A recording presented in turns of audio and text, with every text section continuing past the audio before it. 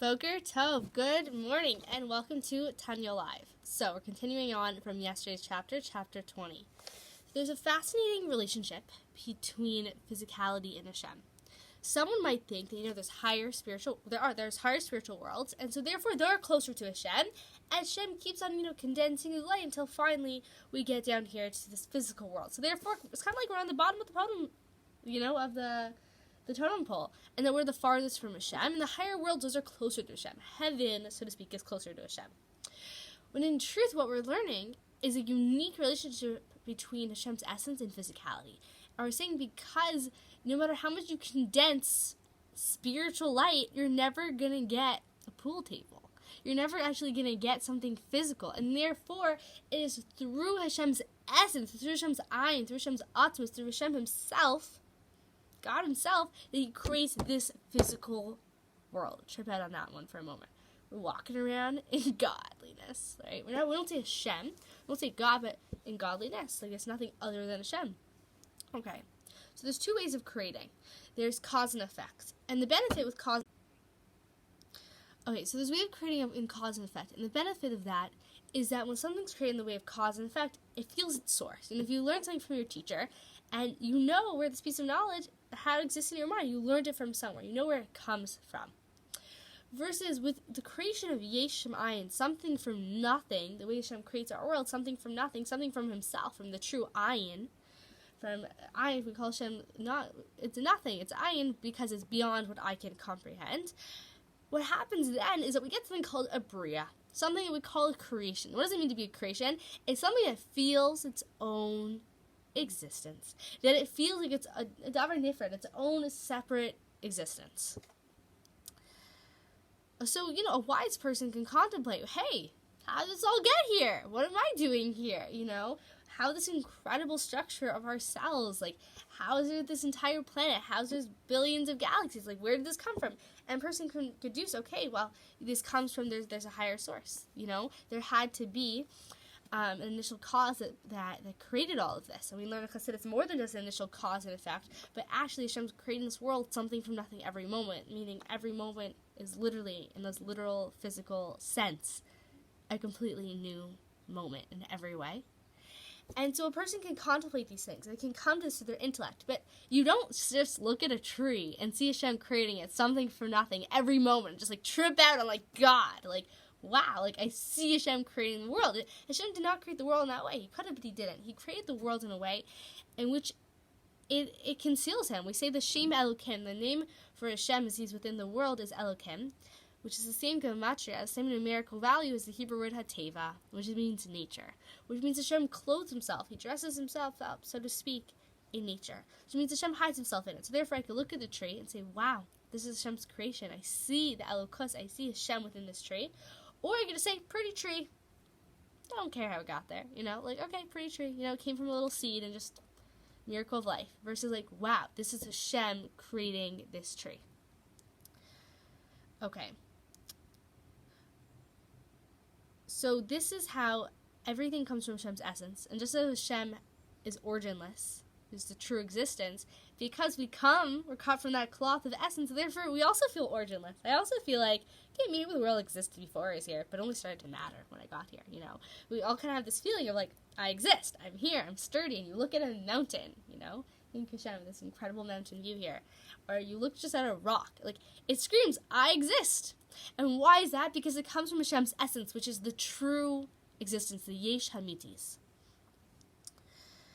So in truth, though, we can contemplate how literally non-existent creation is in comparison to two things. One, how it's bittul to Hashem's essence, which is creating the physical world. How we're really in truth nullified to our source, which is Hashem's essence.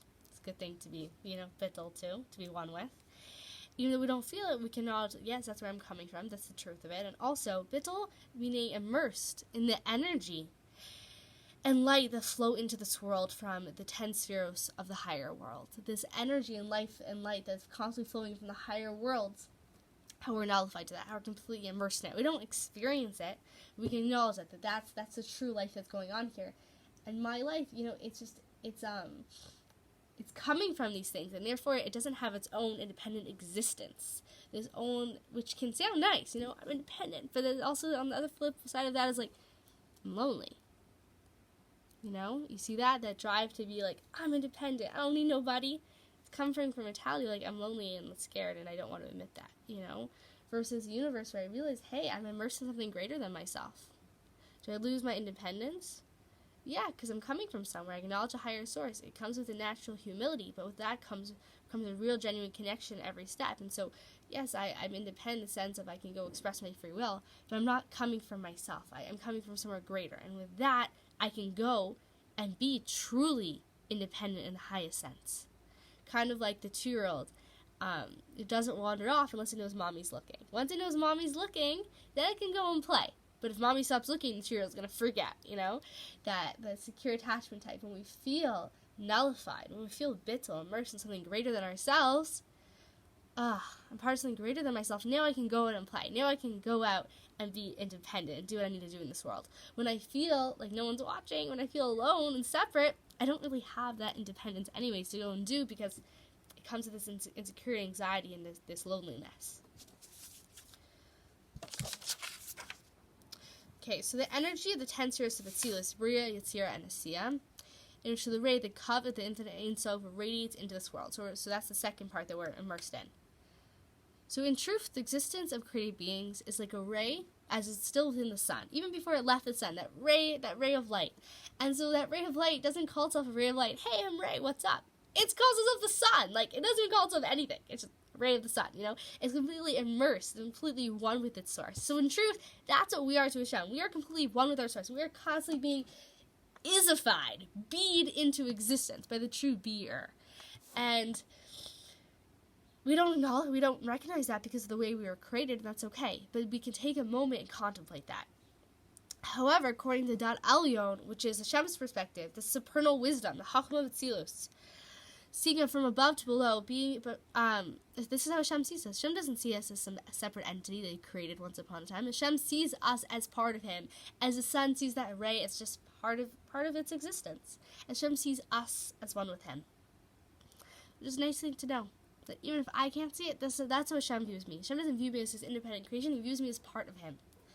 What you can almost picture as like the parent after they give birth, like they still see the baby as one with them, okay, so the kid now thinks it's his own independent thing, but from the mother's perspective, it's still one with her as it was even before that birth. It's still completely, she sees it as part of her. Okay, maybe it's not so healthy when the kid's like 45 years old, but use an analogy for a newborn. Alright, so we don't comprehend how we are bittul mitzias. We don't comprehend how we are like this ray still within the ray of the sun. But we can meditate on it and feel that unity, feel that oneness, that we are still like that ray within the sun.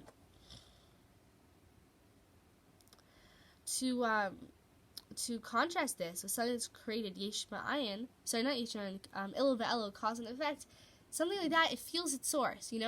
When something cause and effect, like that snowball, you see it growing.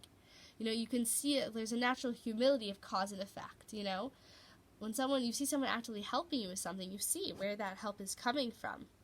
And therefore you feel humbled by it, and you feel like, I didn't do this on my own. No, I'm standing on the shoulders of giants, Like all the Torah we have, it's coming from generation after generation, like we're receiving this incredible wisdom passed down from the shoulders of giants every single generation, from our Torah giants, from our sages, from our prophets, from Moshe Rabbeinu all the way down. And like from Avram to Moshe Rabbeinu, down to like all these last 3,000 years, all from link to link. And so when we have Torah, we know there's this humility. We know where we're getting it from. We know that it's being cause and effect of each generation keeping it alive and passing on to the next. Versus with Yesh Ma'ayin, we don't feel this natural humility of cause and effect. We feel like I was just created in my own independent existence. I don't feel like a ray within the sun. Okay. So now I'm going to read it inside. I'll post the original Hebrew afterwards, or if you want to search Daily Tanya for the 5th of Tishrei, and you will get the Hebrew and English pulled up there, okay? So I'm going to do my best to read it in the original Hebrew so we can see inside also. The page looks something like this, and you can find that online through Daily Tanya. The page will look a little bit different. All right. V'yesh me'ayin, something from nothing. Nikra brias. This is what's called a creation. B'lashon HaKodesh, in the Holy Tongue in Hebrew, V'hagam shiyah hanivra hu gam kain kala chashiv kama taina. Okay, so first of all, creation is something that feels that it has an independent existence. And in the Holy Tongue we say, what is it in truth though? It feels independent, kala chashiv kama taina. It's like zero before Hashem. It doesn't have its own independent existence. Shel bittul b'metzias, completely immersed. Legabe hakoach haor hashba bo mahakalim de orin sof. The Esther Spheros, the Atzilus Bria, and Yetzira. Okay, so truly we're immersed in the light that's constantly coming down to this world from the higher worlds.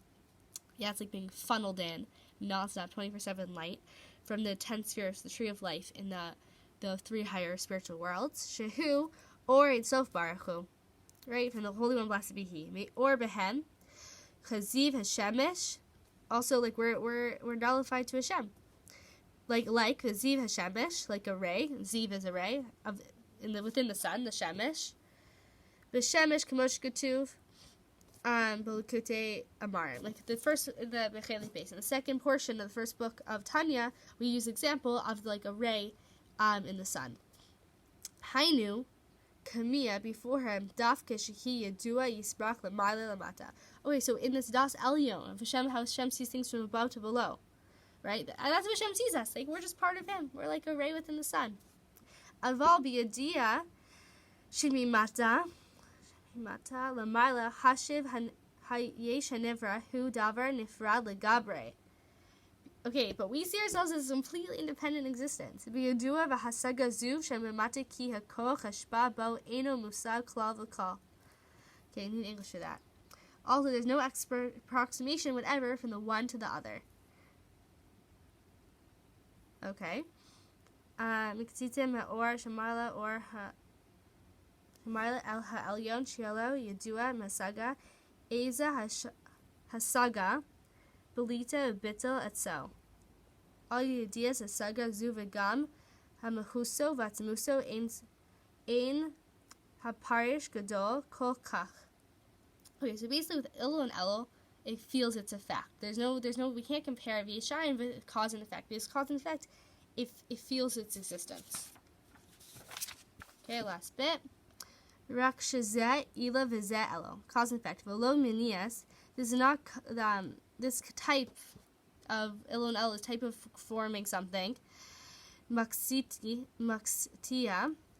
v'hav farish. Or different. Shebein Mehus hayesh hanivra lemehus hakoach haor hashba bo lios me'ain liyesh l'kei nikra yesh ma'ain dafka. So the last part, for the best of my understanding in Hebrew, is comparing Elul and Elul like we did before, cause and effect, versus yesh ma'ain. How in Elul and Elul you feel it's your source, versus yesh ma'ain you feel you are your own source because you come from Atzmos, Hashem's essence, which is His own source.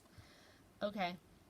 Thank you so much, and we'll continue tomorrow with chapter 20 of Tanya.